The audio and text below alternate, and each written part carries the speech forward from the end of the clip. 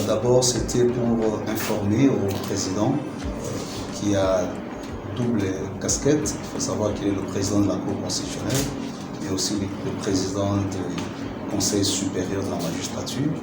Et c'est à ce titre que nous avons pensé lui donner l'information sur l'évolution de notre plaidoyer qui a été lancé depuis le 1er octobre. Vous savez que nous avons lancé la campagne de sensibilisation et de plaidoyer sur le rapport mapping.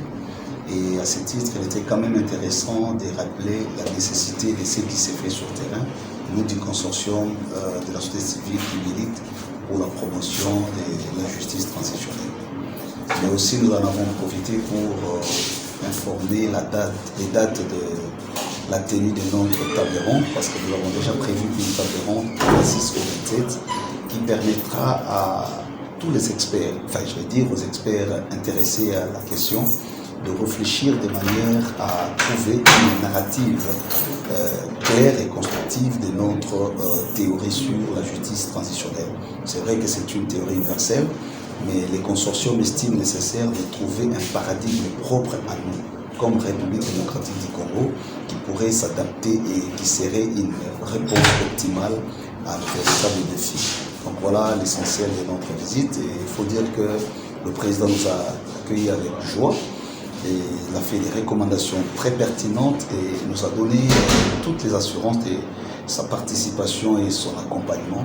Comme je l'ai dit en sommaire, il est à la fois le président de la Cour constitutionnelle, mais aussi du Conseil supérieur de la magistrature. Et à ce titre, il sera un relais important pour nous, pour montrer à l'opinion nationale et internationale que la République démocratique du Congo est en train de faire de marches importantes à considérer dans le domaine de la justice transitionnelle. Donc il n'y a plus de contradictions aujourd'hui entre l'État congolais et la société civile que nous représentons sur cette question de la justice transitionnelle, et rappelant qu'il y a comme pierre de touche les rapports mapping, parce que c'est ça notre leitmotiv, c'est de voir dans quelle mesure nous allons sensibiliser davantage la population sur la question du rapport mapping et mettre en exécution des résolutions qui y sont contenues.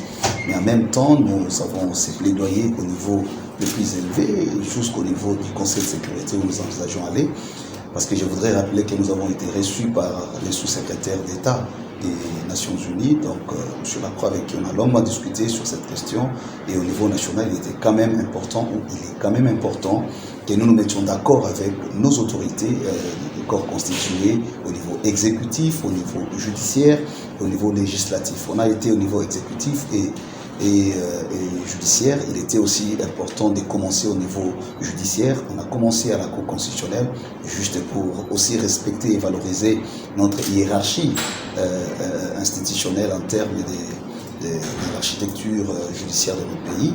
Nous serons bien évidemment à la Cour de cassation aussi, nous serons au Conseil pour que tous les corps constitués de notre institution judiciaire soient informés et impliqués. Donc il n'y a pas que la dimension de l'information, mais aussi et surtout de l'implication de l'État congolais dans ces combats qui déterminent notre mythe fondateur en tant que peuple. Donc il y a des résolutions, entre autres, il nous faut une juridiction spécialisée ou claire qui pourra avoir compétence de connaître ces infractions. Il y a la question de la réparation des dommages subis par des victimes, mais en même temps il y a aussi la garantie que nous devons nous donner comme peuple de non-répétition de ces graves crimes que nous déplorons jusqu'aujourd'hui. Vous êtes sans ignorer que le rapport mapping s'arrête quelque part en 2003, mais jusqu'aujourd'hui nous continuons à déplorer des graves crimes. C'est pourquoi nous implorons d'abord les bons dieux, parce que nous sommes d'abord chrétiens, nous sommes église, mais en même temps nous interpellons, nous insistons, nous menons ces plaidoyers au niveau international et national, parce qu'il faut le dire, nous n'avons pas seulement besoin de l'accompagnement de nos institutions ici au niveau national, mais même international. Donc à plusieurs occasions, nous avons discuté avec les organisations internationales ou avec les corps diplomatiques. Nous n'avons cessé de répéter cela. Nous devons une solidarité universelle. Le Congo a tant souffert, il est inacceptable de rester silencieux face à ces crimes qu'on n'a jamais connus dans notre génération. Nous sommes au seuil des civilisations. Nulle part au monde on assiste à des choses auxquelles nous assistons ici au Congo, notamment à l'est du pays. Au moment où nous parlons, on continue à égorger, on continue à tuer, parce que le cycle de violence n'est jamais arrêté. Donc pour nous, les rapports mapping est à la fois une vérité permanente, mais en même temps, c'est une boussole qui va déterminer la suite de notre devenir en tant que nation. Merci beaucoup. Merci.